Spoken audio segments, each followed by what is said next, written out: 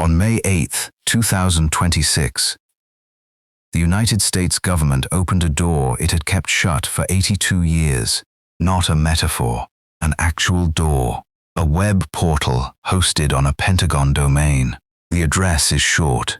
The contents are not. 162 files. Photographs from the surface of the moon. Teletypes addressed to J. Edgar Hoover. Witness statements taken in a New Hampshire farmhouse in 1947. Pilot debriefs from the skies over Iraq, Syria, the United Arab Emirates. Apollo astronauts, on the way back from another world, describing lights that did not belong to anything human. And the people who released them said, in plain language, only this. The public can draw their own conclusions. This is not the first time the American government has admitted it has been watching things it cannot explain. But it is the first time the watching has been gathered into a single archive, indexed, and handed to a public that did not ask politely. It came with an acronym, PURSUE, Presidential Unsealing and Reporting System for UAP Encounters. It came at the direction of the president, and it came on a Friday afternoon in the way that things meant to be noticed always come. What is inside the vault is not, by itself, the story. The story is the choosing to open it. The story is the silence that came before. And the story, above all, is that we now know how long that silence has been kept. 82 years. From the last winter of the Second World War to a video shot through an aircraft's infrared lens in 2013. 2 generations of pilots. 3 generations of astronauts. 5 presidents who knew, and a public that was told to stop asking. This is the story of what they finally told us. Begin with the oldest file in the release. It does not concern flying saucers. The word had not yet been invented. The witnesses were not civilians on a porch in New Mexico. They were men in cockpits, at altitude, in the longest war the world had ever fought. The unit was the 415th Night Fighter Squadron, United States Army Air Forces, operating out of southeastern France in the closing months of 1944. Their job was to intercept German aircraft in the dark over the Rhine. They flew Northrop P-61 Black Widows, twin engine, radar in the nose. The first American aircraft designed from a clean sheet to do nothing but find enemy planes at night and end them. What they found instead, beginning in the November of that year, was something none of their training had prepared them for. Orange lights in formation, following the aircraft, pacing it, matching every climb and every bank, and then, when the radar officer turned his dial to track them, vanishing. No heat signature, no return signal, no debris. When they reached the ground, by December, the squadron's intelligence officer was logging incidents. Captain Ringwald sent a report to the 12th Tactical Air Command listing 14 separate encounters in 5 weeks. The 12th kicked it up the chain. The chain ended at Supreme Headquarters Allied Expeditionary Force in Paris, the office of General Eisenhower. SAAA had no answer. SAAA asked the British Air Ministry in London. The British took 3 months, and in March of 1945, the Air Ministry's reply came back, and it is one of the documents now sitting on the Pentagon's public website. It said, in essence, we do not know. Some of these may be Messerschmitt jet fighters. The rest are probably anti-aircraft rockets we have not yet identified. We have nothing more to offer. We suggest the matter be closed. The squadron's radar operator, a young man from Chicago named Donald Myers, gave the orange lights a name. He took it from a comic strip he had read as a boy, Smokey Stover, a goofball fireman whose catchphrase was, "Where there is foo, there is fire." The men of the 415th started calling the orange lights Foo Fighters. The name stuck. The mystery did not move. 81 years later, those reports are on a public web page. The classification has been removed. The phenomenon has not been explained. This is not the only forgotten file. Walk forward 2.5 years, across the Atlantic, to a town in New Hampshire that almost no one has heard of.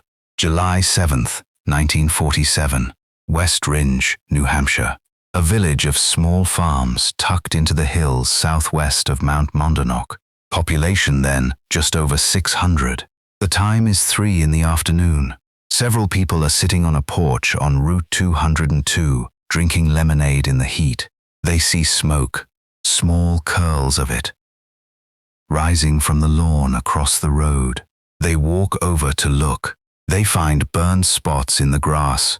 Each spot is about 1.5 inches across, and in the dry grass running along both sides of the road in a roughly 200-foot circle, small grass fires have begun.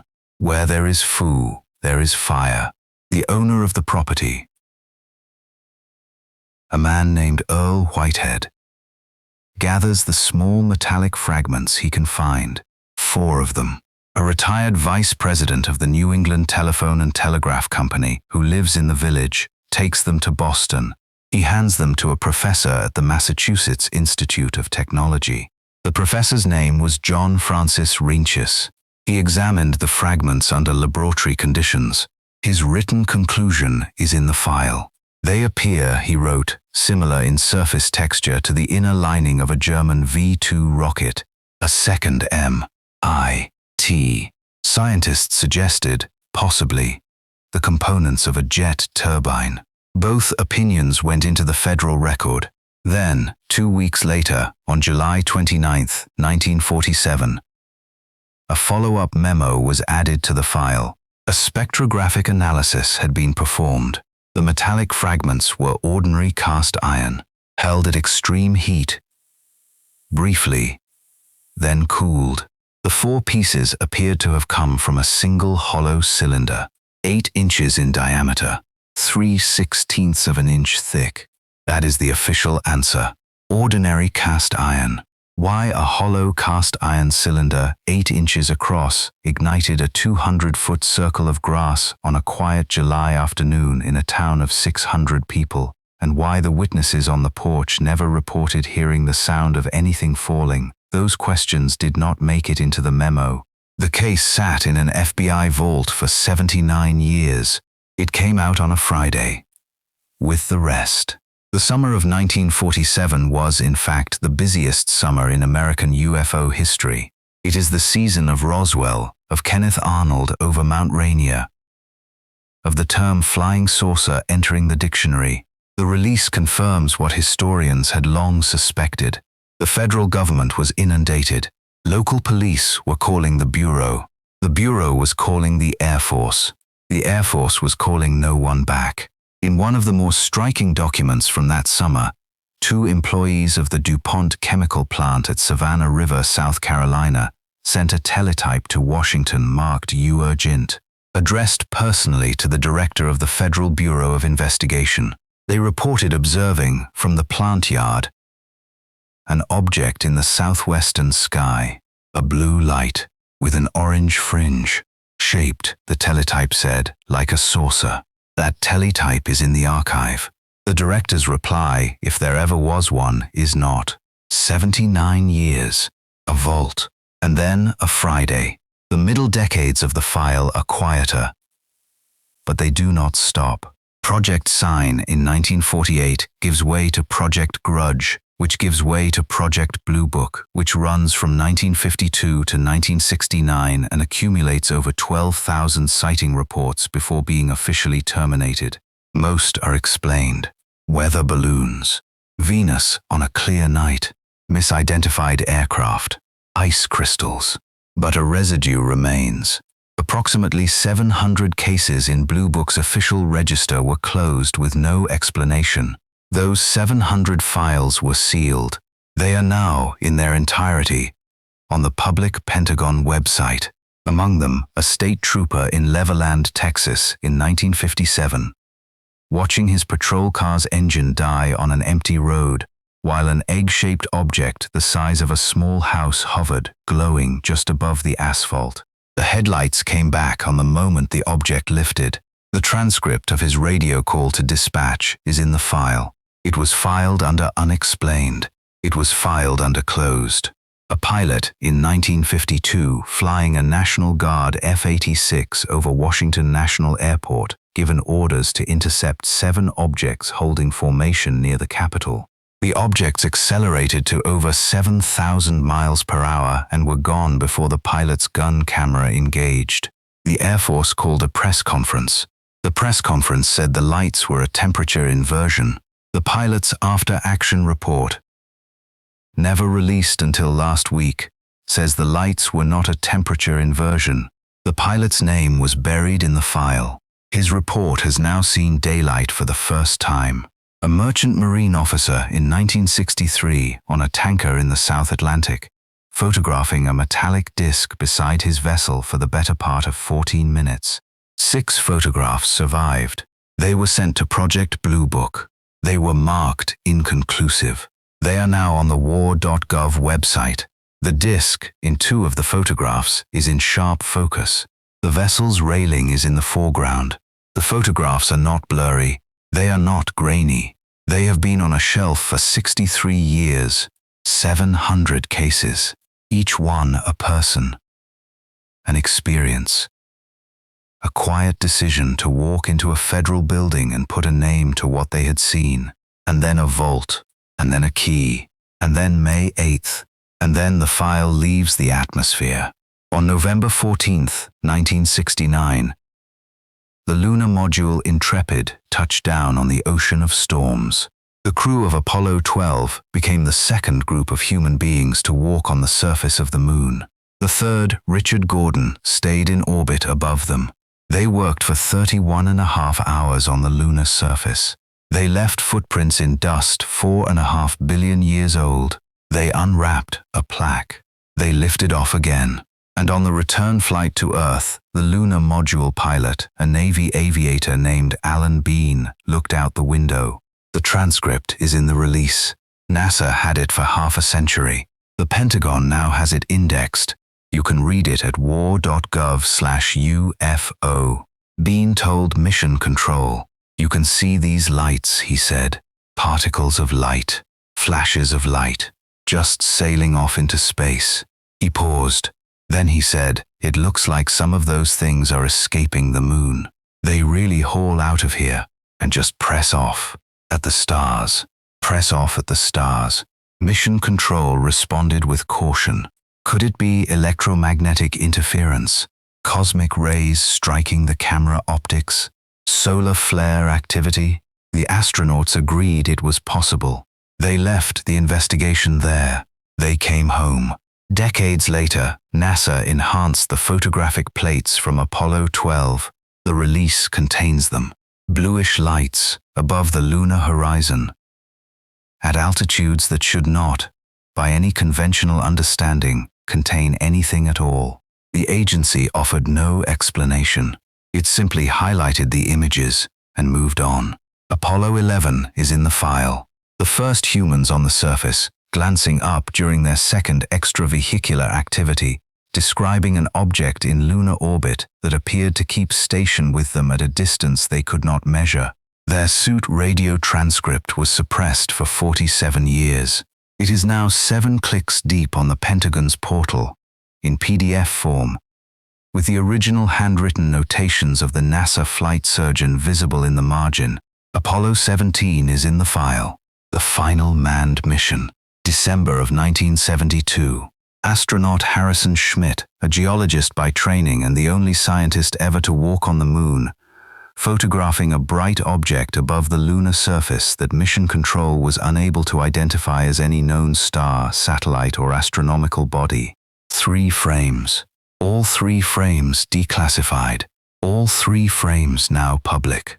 The Gemini program is in the file. From the early 60s. Smaller capsules. 2-man crews. Spaceflight in its adolescence. 6 confirmed in-flight sightings, 4 with photographic evidence. The agency that managed those missions, the National Aeronautics and Space Administration, has placed an official summary on its own website, with cross-links to the Pentagon's archive. Both agencies are now, for the first time in the history of the program, speaking the same vocabulary about what their astronauts saw. Across 3/4 of the manned American spaceflight era, astronauts saw things they could not name. They reported them. The reports were filed. The reports were classified. And on May 8th, the classifications were lifted. All at once. What does it mean? The official answer from the Department of War is that it does not mean anything definitive. The official answer from the President is that the public can decide for itself. The scientific community has decided, and the scientific community is not impressed.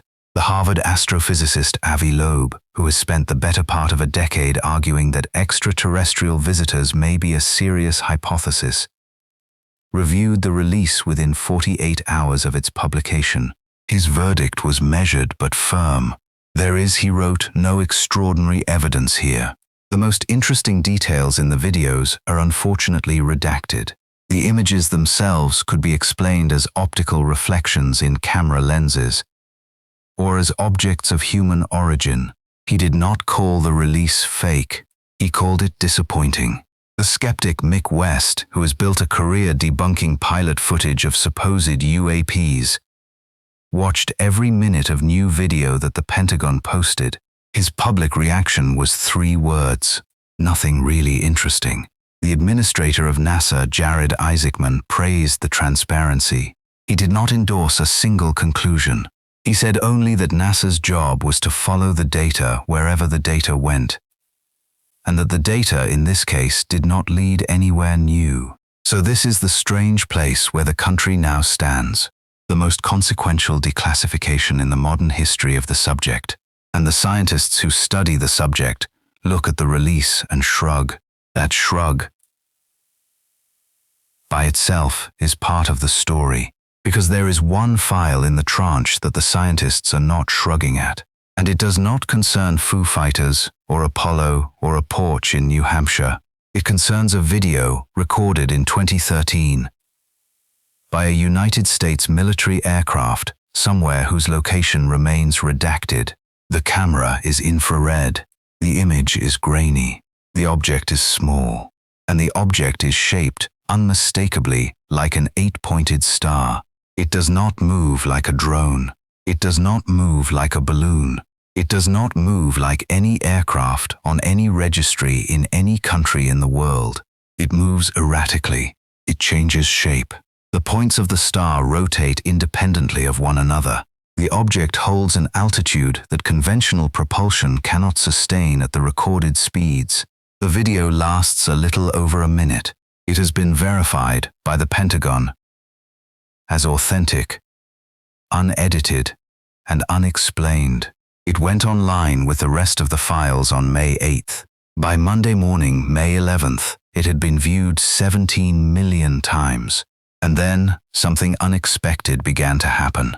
Religious leaders began to comment, not as a side note, not as a curiosity, as theology. A pastor in Texas, a man named Josh Howerton, posted to his congregation that the 8-pointed star resembled almost exactly the cherubim described by the prophet Ezekiel in the 6th century before Christ. Wheels within wheels, eyes around the rims, a being that did not occupy the categories of biology that humans had built. He did not say it was an angel. He said the language of angels, in the Hebrew Bible, was the closest descriptive vocabulary humanity had ever developed for what the camera had recorded. A congresswoman, Anna Paulina Luna, posted a 1-word image, Ophanim, the Hebrew name for the wheel-shaped beings of the Book of Enoch. The vice president referenced the same tradition publicly within 48 hours. A pastor in California wrote a longer piece. He argued, in measured terms, that the interstellar travel hypothesis was statistically the least likely of all explanations. The distances were too large, the energy budgets impossible. But something, he said, was on the camera, and something had been on Alan Bean's camera in 1969, and something had been over the 415th Night Fighter Squadron in 1944. And whatever it was, it had been there a long time. And the categories of the 17th century may have described it more accurately than the categories of the 21st. This is, of course, one interpretation. It is not the only one. The point is not that any of these readings is correct. The point is that we are now in a public conversation about the question. The classification has ended. The vault is open. The footage is on the internet. Every American with a screen can watch it and form a view and argue with their neighbor about what they have seen. That is, by itself, a new condition. The cases from the modern military do not invite biblical comparisons. They are different in character. They are sober pilot reports from the cockpits of A-10s over Iraq in the early years of the Second Gulf War, from Syria in 2018, from the airspace over the United Arab Emirates last year, pilots describing objects that hold position against 40-knot winds, then accelerate to multiples of the speed of sound with no visible exhaust, objects that descend from 60,000 feet to sea level in less than a second, objects that, when chased, move in ways that no human pilot could survive. These reports are not new in substance. They are new in number and in detail, and in the fact that they now live on a public website that anyone in the world can read. None of this constitutes evidence of anything not of this world. The Pentagon says so. The scientists say so. The astronomers say so. The agency that runs the project says so. The release itself says so. In the dry language of military memoranda, there is no claim anywhere in the archive that any of this came from another star or another dimension or another anything. There is only the cataloging. There is only the gesture. There is only the door opened and the invitation to look inside. So look inside. The orange lights over Strasbourg in December of 1944. The hollow cast iron cylinder, 8 inches across, 3/16 of an inch thick, that started a 200-foot circle of grass fires in a New Hampshire village in the summer of '47. The teletype marked urgent from 2 chemical plant workers in South Carolina reporting a saucer in the sky. The bluish lights above the rim of the moon, captured by a Hasselblad camera 57 years ago. The 8-pointed star in infrared over a place the government has redacted in the year 2013. The pilots over Iraq, the pilots over the Gulf, the pilots whose names the file does not give. 82 years of looking. One Friday afternoon of telling. The Department of War has stated, publicly, that this is only the beginning. A second tranche of files is scheduled for release approximately 30 days after the first. That window opens in early June. The agency has indicated that subsequent batches will follow on a rolling basis until what they call the historical backlog is fully on the public record. What that backlog contains, the agency has not previewed. Pilot footage, internal memos, engineering analyses, witness depositions, photographs whose subjects remain unexplained. We will know what is in those files when they appear on the website. The portal address is short. The contents are not. There are people who have spent careers waiting for this moment. Researchers, witnesses, veterans who reported sightings to their commanding officers and were told to drop it. Family members of pilots who carried what they saw to their graves. They have spent decades convinced that the federal government was hiding something. They were correct about the hiding. The question of what was being hidden has not been answered. Not yet. Perhaps not ever. There are also people who believe that this release is theater, distraction, a way to dominate the news cycle in a politically inconvenient week. They may be correct as to motive. That does not change the contents of the files. The teletype from DuPont was sent in 1947. The video from 2013 was recorded in 2013. The choice to make them public is political. The fact that they exist is not. What does a citizen do with 82 years of unexplained data suddenly delivered on a Friday afternoon with no instructions? You can decide it is meaningless. You can decide it is signal. You can decide it is somewhere in between. You can decide that whatever the orange lights were over the Rhine, the men who saw them deserved an honest answer, and the answer they got that night in the briefing room was the answer we are still being given. We do not know. That is a sentence worth pausing on. We do not know.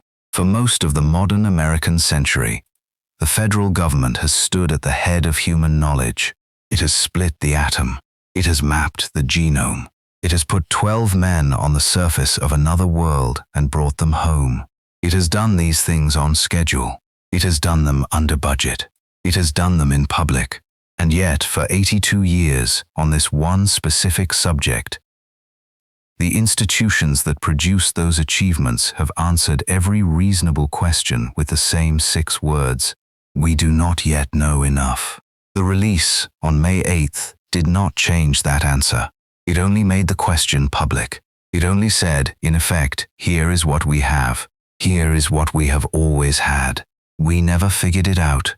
We are letting you see it now. Make of it what you will. That is, in a sense, the most American moment the agency has ever produced. The handing over of the question to the citizens. The acknowledgement that the institutions, on this, have nothing left to offer. The trust, perhaps misplaced, perhaps not, that a free people, given access to evidence, will reach a defensible verdict on their own. The portal will continue to grow. The second batch arrives next month. The witnesses, the photographs, the transcripts, the reports, all of them will land, in time, in the public record. 82 years of accumulated mystery will be unsealed in the open air, in front of 100 million phones, on a website that has the word war in the domain name, somewhere in West Ridge, New Hampshire. The field where the grass fires burned is still there. The road is still Route 202. The porch is gone. The house is gone. The witnesses are gone. The hollow cast iron cylinder, 3/16 of an inch thick, 8 inches in diameter, sits in a federal storage facility in Maryland, where it has rested since the summer of 1947. The Pentagon has, as of last week, made its existence a matter of public knowledge. The cylinder itself remains in the vault. The next tranche, perhaps, will bring it out. On May 8, 2026, the United States government opened a door it had kept shut for 82 years. They did not tell us what is on the other side of the door. They told us we could look. The looking now is ours.